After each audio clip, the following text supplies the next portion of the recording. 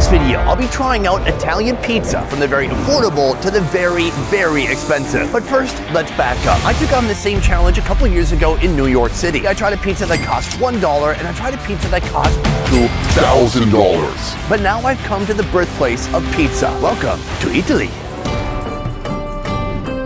There's no better place to experience pizza than this, and today we're trying it at 3 different price points. We'll be having a very affordable pizza, a very unique mid-price pizza, and a pizza that costs over $1,000. And you'll be surprised to learn how the pizza got to that price. Let's move. All right, folks, we have come to our first location in the most affordable pizza place of the day. It's known as Ivo a Trastevere.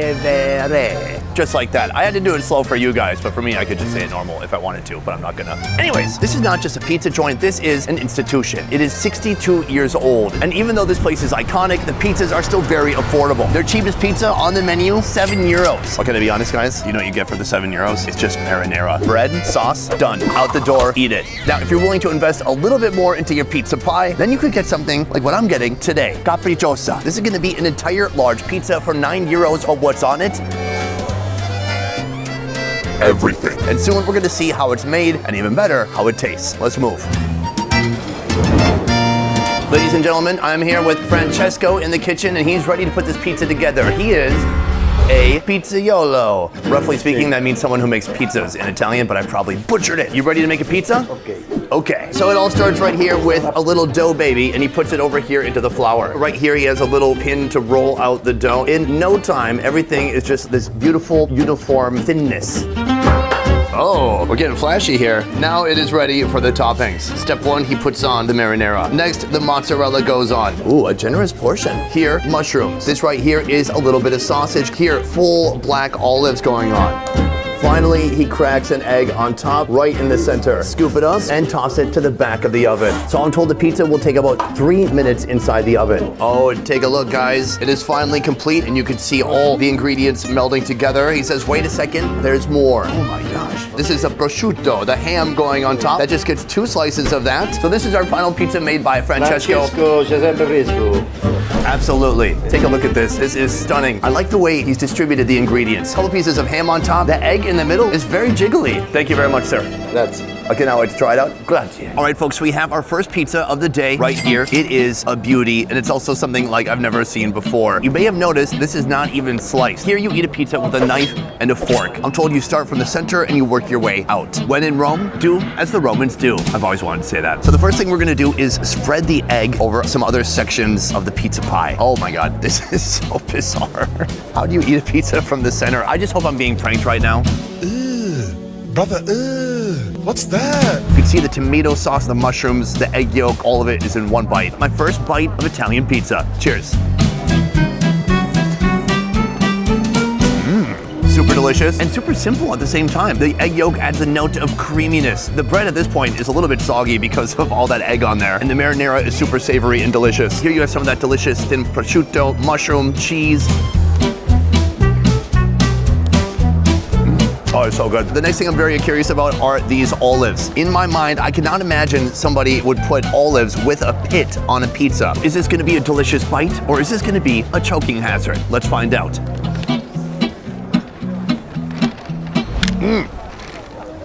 Choking hazard. You have to be careful. These people are wild, putting seeded olives on their pizza. So right here we have that plump, juicy pork sausage. That is the real Italian sausage, and I'm not talking about David. You know what I'm saying? So this was an amazing pizza experience, but next we're gonna be stepping it up, spending... But next we're gonna be stepping it up, spending almost 3 times as much. Let's move. And last we've come to our second location and our most mid-price location. This place behind me, it's known as Bonci. Right? Bonci Pizzerium. This place behind me is known as Bonci Pizzerium. Almost, let's try it again. I'm so sorry to do this because I was a kindergarten teacher for 16 years. Meet Stephanie, a tour guide and Italian pizza lover who has a penchant for pronunciation. Pizzerium. Pizzerium. Try it with the clap, I promise you. Bonci Pizzerium. Pizzerium. Pizzerium.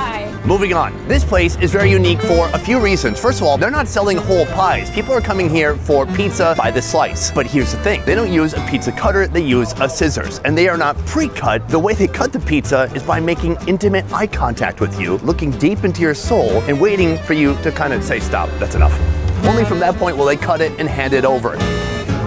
Our first location was kind of a typical pizza that people imagine. It was cooked in a wood oven. It was round. Here, the pizza's in a rectangle. How is this place different from the typical pizza joint in Rome? This is Pizza al Taglio, pizza by the cut. This is the creation of Gabriele Bonci, who is absolutely famous. Here, you have the best ingredients, and you never know what's going to be on the menu. Something that you might see last week, you might never see again. So you want to get all of the pizza you can. So if you look all the way down here, you can see there are about 15, 16 different types of pizzas that they have here. A lot of these are flavors that if you're from the USA, you would never recognize. We are more familiar with things like pepperoni, sausage, stuffed crust, that. But here, they have wild combinations of ingredients. Let's go through it. This is topped with guanciale and asparagus. I don't even know what guanciale is. I'm told it's pork cheek. Very nice. Our next pizza right here, this is covered with potato, broccoli, and pecorino cheese. Over here, this is covered with pork belly and ricotta cheese. Over here, you see black olives on top, but not in the way we're used to seeing them. Right here we have a pizza covered with brie and artichokes. Here we have ham, and then this has Italian meatballs on top of the pizza. As we move further down, there are even more insane toppings. We have this part that looks like meat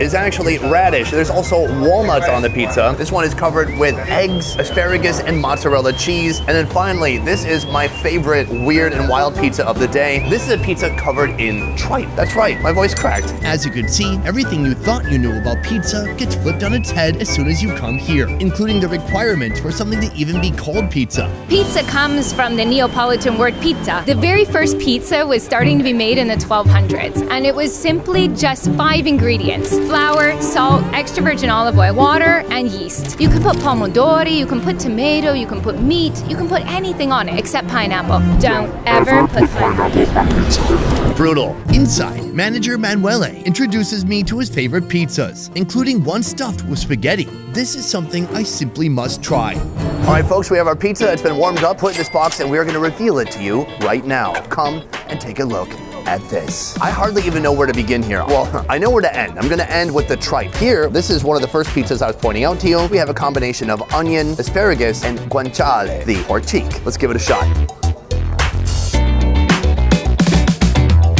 The crust. It's kind of crackery, fresh, light. It has pecorino cheese. It roughly tastes similar to like a Parmesan, but it's very savory and full of flavors. Actually, I like it even more than the free Parmesan at Olive Garden. Yeah, you didn't know it was gonna get controversial today, but it is. Here we have what I'm told is the pork cheek. Oh God, it's so good. It is so rich, porky, crispy. It's just a completely different experience. Moving on to our next slice. This right here is our spaghetti pizza. This is a genius creation. Look at that side profile. You can just see all the noodles that have been cut here along the edge. You can feel the noodles as you're biting through a thick layer of cheese. It's almost like a lasagna in that it's so full of different layers. Naturally sweet pizza sauce. It's super savory and has an amazing balance of herbs, other ingredients, Italian stuff, and heart. That's awesome. This is a carbohydrate bomb. So we know that was delicious, but our next pizza, I'm not so sure. This right here is tripe, cow stomach. Sir, have you ever heard of tripe on a pizza? Is that normal? It's kind of strange, right? Yeah. Are you gonna get the cow stomach pizza? No, thanks. See? Not sold. All right, let's give it a shot. Cheers.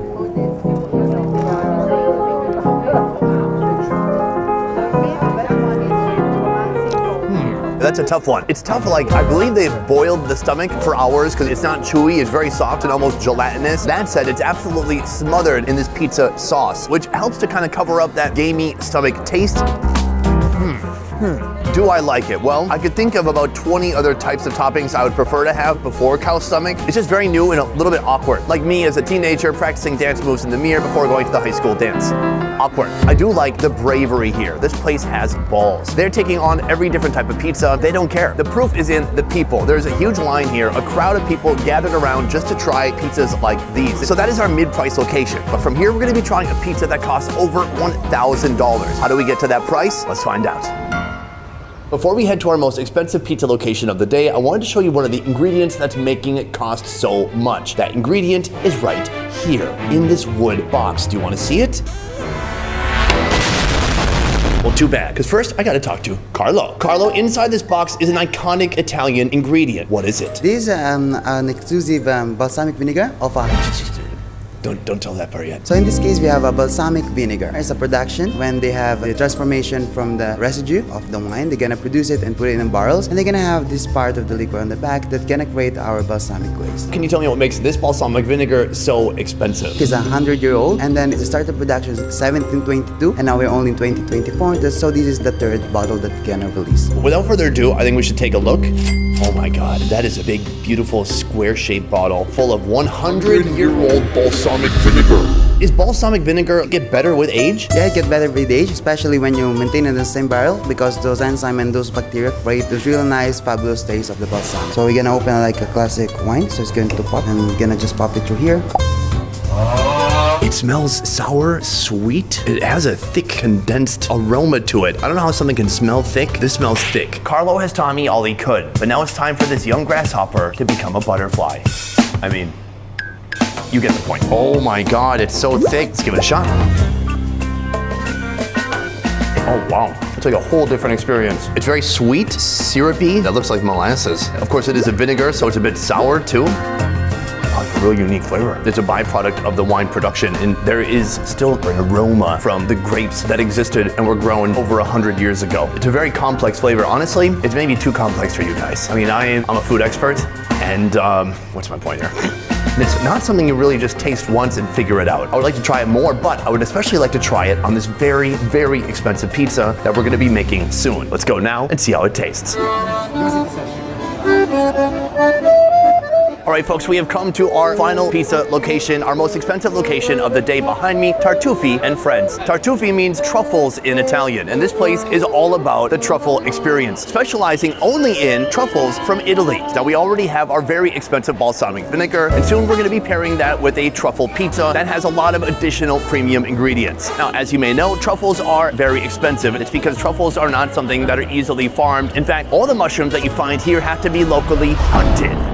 As if the mushrooms have some kind of lethal defense system. They do not. Truffles are bravely hunted with the use of truffle dogs, so technically you can call it hunting. So since these truffles have to be hunted in the wild, they are much more rare and therefore much more expensive. To put the price of the truffles in perspective, here, they once sold a truffle that was about 1.4 pounds for $35,000. That's like a teacher's income. That's insane. Meet the owner of this truffle empire, Alberto, a man bursting with truffle trivia. What is fascinating to me, which is the most expensive product in the world as an ingredient, but it's also products that you find under the ground. So you have to make your hands dirty. And another thing is that it's an ingredient were used also in the ancient times. The Greeks used to consume the truffle. They was thought that truffle was a thunder put in the ground from Zeus, and then the truffles would have popped up. Aside from the truffle, this premium pizza will also be elevated using other high-end ingredients. The truffle pizza, we use mozzarella cheese coming from Caserta. The flavor is a bit salty, and the taste is very mouth-fulfilling. We use a Parmigiano 36 months age, which is lactose-free. We also do foie gras, but today we're gonna elevate to another level, and we're gonna use truffle caviar. Right here we have that truffle caviar that Alberto spoke of earlier. So it looks just like caviar, but in fact that is completely made from truffle. Truffle caviar, it contains no actual fish eggs, though it looks almost exactly like real caviar. Rather, it's made using truffle juice and literal kitchen chemistry to produce little caviar-like spheres. And the nice thing is the perception of your brain, because you see something that resembles something else, but when you put it in your mouth, the taste is completely different. So we're still missing one ingredient, but this is our base. It's a very economy-sized personal pizza. Absolutely, because it's not about the size, but what you get inside.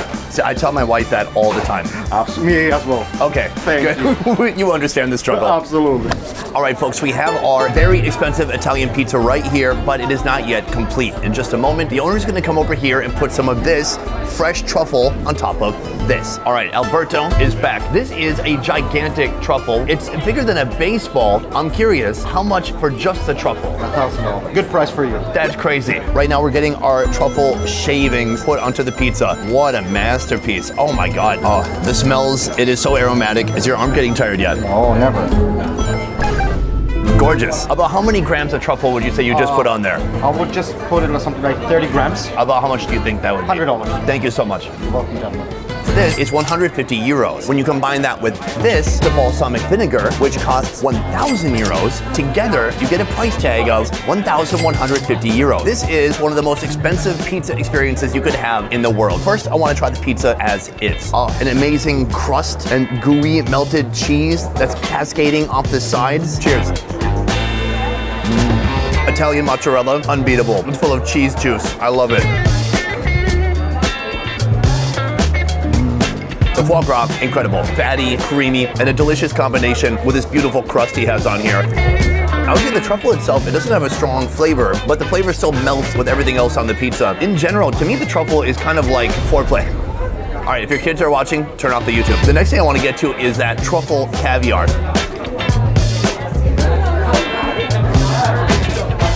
Oh, that's nuts. It's truffly, it's oily. It almost has some physical sensation of eating caviar. That's my new favorite kind of caviar. So far, all of this is amazing, but what happens when you mix it with some 100-year-old balsamic vinegar? Let's find out. This is a dropper used to spread the balsamic. You put it in, suction, hold the top, and then transfer it over whatever you want to fill with delicious balsamic flavor. Cheers.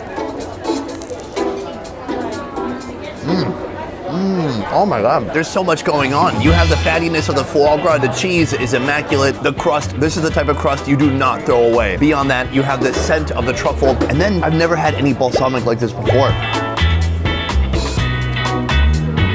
It's slightly sour, but mostly just very sweet. It almost tastes like berries. Then when you bring all those elements together, it's almost too much to handle. It's just like, do you ever experience so much beauty in the world at one time that you feel like your heart's gonna explode? Or at least like your pants are gonna explode? It's exactly like that. So that is Rome's expensive pizza. But next I'm gonna tell you which pizza today gave me the most bang for my buck.